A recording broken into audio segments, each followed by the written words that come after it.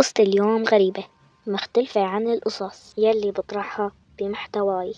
هي قصة حقيقية 100%، بس ما بتقل رعب عن القصص الخيالية يلي بسردها. عم اسمع بالوسط عن مجزرة التضامن يلي صارت من حوالي 12 سنة. صار عندي فضول إني أبحث عن الموضوع، وللأسف سمعت وشفت شي فاق خيالي الصغير. فقررت إني أسرد يلي صار بهداك اليوم بشكل قصة. بصباح يوم كئيب من نيسان 2013، كانت شوارع حي التضامن بدمشق مثل العادة مليانة خوف وصوت الرصاص والقصف بكل زاوية. بس بهداك اليوم في شي أبشع كان عم بيستنى ورا الحيطان المهدمة والزوايا المعتمة. بالطابق التحتاني التابع للفرع 277 كانت الغرفة مليانة شباب مقيدين ومعصوبين العيون، قاعدين على الأرض ناطرين مصيرهم يلي كان واضح. العساكر حواليهم عم بيضحكوا ويتسلوا، وكأنهم مو رايحين يقتلوا بشر، كأنهم رايحين على سهرة.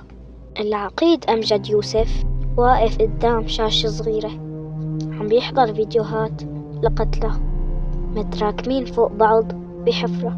ابتسم وقال لواحد من العناصر: اليوم الحفرة رح تكبر. واحد ورا التاني كانوا الشباب عم ينسحبوا لبرا ويمشوا بين البنايات المدمرة.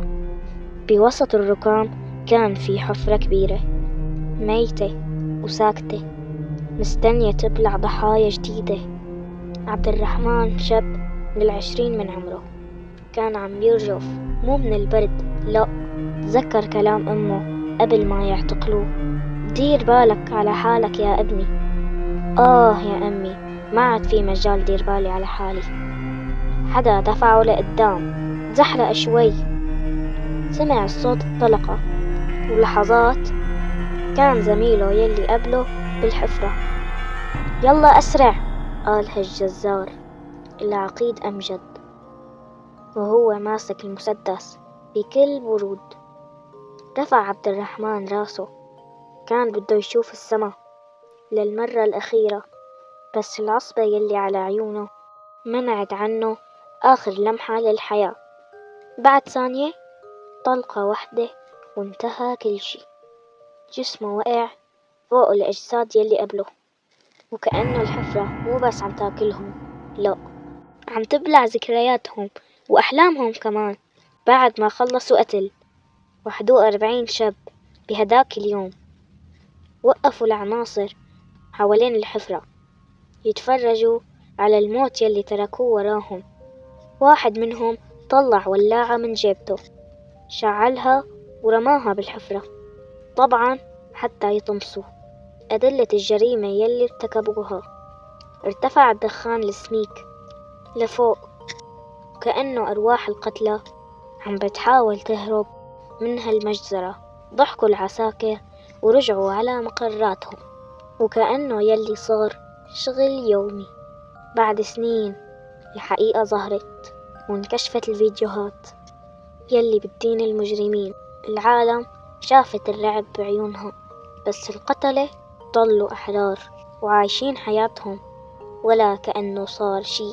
بس بشوارع التضامن يلي شهدت الجريمة ضلت أصوات عبد الرحمن ورفقاته عم تهمس: لسه في حدا سامعنا؟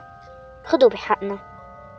وبفضل الله، وبعد سقوط النظام المجرم، وبعد أكثر من 11 سنة، رجعت قضية مجزرة التضامن على الواجهة، وقدرنا كسوريين أحرار غير مقيدين بالذل والخوف والسكوت إنه ناخد بحق شباب التضامن.